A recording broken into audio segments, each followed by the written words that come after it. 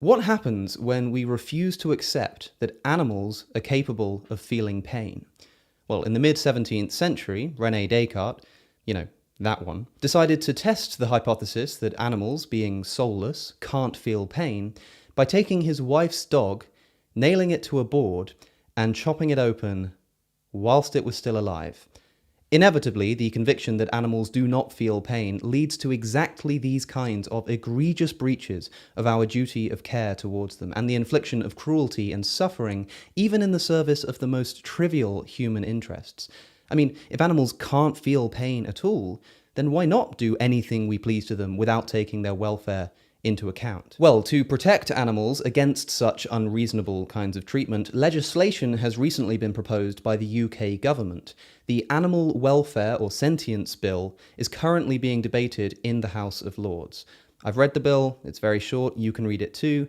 It seeks to establish two things. First, it recognises, for the first time ever in UK law, the sentience of animals. That is, it provides a legal recognition of their ability to feel pain. Second, it seeks to establish an animal sentience committee that can scrutinise government policy and produce a report that doesn't in any way bind the government, but which the government must respond to with a statement in Parliament. Quite a mild and base-level attempt to undo some of the historical injustices that we've visited upon animals, I think you'll agree. But of course, not everybody is so excited about the legal protection of animals against human cruelty. Critics of the proposed bill include a number of Conservative donors and MPs, such as the billionaire Lord Michael Spencer, and representatives of industries that rely on animal cruelty, such as Martin Salter of the Angling Trust, who fears that the bill might, quote, herald the start of a systematic assault on country sports such as fishing and shooting. Well, ladies and gentlemen, let's please just take a moment to properly reflect on this statement that we've just heard. What does it say about the industry that you represent, Mr. Salter, if a bill that goes no further than to recognise the undeniable truth that animals are capable of feeling pain is enough to seriously threaten that industry? I oppose the legal recognition of animal suffering, you appear to be saying, because recognising animal suffering would threaten my practices.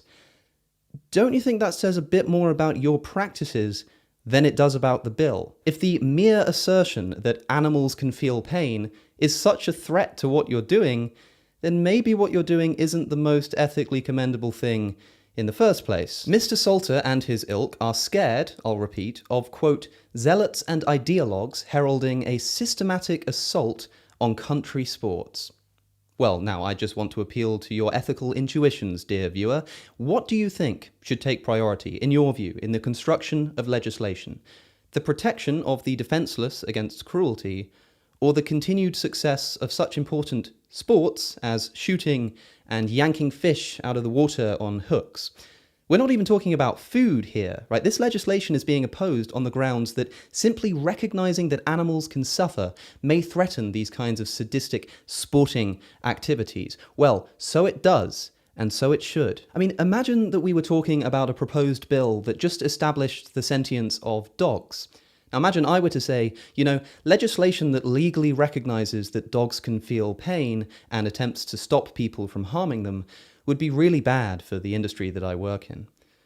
I think your response would be to say, well, what on earth is your industry doing to dogs? It's probably a good thing that someone's trying to stop you. This is just not a defensible reason to oppose animal welfare legislation. Think about it, there are really only two reasons one might have for opposing this bill. They might oppose it on the grounds that animals can't feel pain, which is, of course, a Cartesian fantasy that was outdated enough even for Descartes himself. After all, if we believe that other animals' eyes evolved to see and their ears to hear and legs to move, why not their pain receptors to feel pain? The only other reason why a person could wish for this fact not to be recognised in UK law is if they think that animals do feel pain, but that this should be ignored or obfuscated, or at least that we should have the right to legislate without any regard for the welfare of animals. If that's your opinion, then fine, but you should say that's what you think and be honest about it. The Times newspaper this morning published an editorial opinion piece opposing the Animal Sentience Bill. Now here's some further indication of the moral confusion that we're dealing with.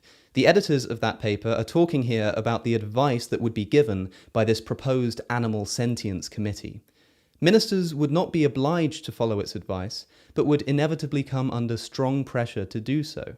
That could have a chilling impact on animal science, pest control, and countryside pursuits. Countryside pursuits? Chilling effect? Come on, we're talking here about the most basic possible legal protection of the rights of animals to be protected from needless suffering, and you think that an appropriate objection to this is fears that this might prevent you from running around in the countryside and killing animals for sport? I think it's high time that such legislation was introduced, forcing you, if not to stop such countryside pursuits, at least to recognize that those pursuits are at the expense of animals who can feel pain and who do not need to die. Right? The fact that these are the grounds on which this bill is being opposed does more, in my view, to support its implementation than to prevent it. Here's another spark of brilliance from that same op-ed. This well-intentioned but poorly drafted piece of legislation risks opening the door to campaigners seeking to outlaw lawful activities while wrapping swaths of the economy, from farming to medicine, construction and trade, in red tape. Let me just repeat that for you. They're worried about campaigners trying to, quote, outlaw lawful activities. What other kind of activities can be outlawed? Oh no, this new law that's being proposed will lead to changes in the law. I've never heard a more tautological statement of nonsense. Again, this is partnered with a fear that the bill will lead to, quote, wrapping swaths of the economy, from farming to medicine, construction and trade, in red tape. But this only demonstrates how deeply we've allowed animal suffering to root itself into our practices. Think about what's being said here. The mere recognition of the sentience of animals is enough to challenge the way that we farm, eat, buy, build, and trade. Well, if that's how deeply animal suffering has embedded itself into our culture, then it's about time that we had some legislation that recognizes it and protects them from it. The fact that this is the first time that animal sentience will ever be recognized in UK law is an embarrassment enough. The fact that in response to this bill, we're hearing talk in one of my country's most widely syndicated publications of hunting for sport, angling, and other countryside pursuits, as if these are in any way morally comparable to the life and suffering of an animal, only makes things so much worse.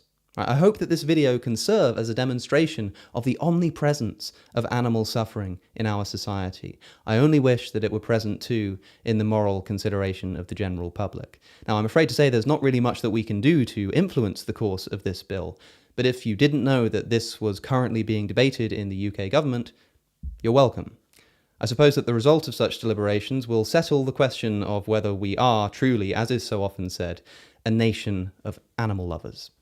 I've been Alex O'Connor, or Cosmic Skeptic. If you like my work, please do consider supporting me on Patreon. And a special thanks, as always, to my top-tier patrons for their continued support. Follow me on social media at Cosmic Skeptic. Don't forget to subscribe, and I'll see you in the next one.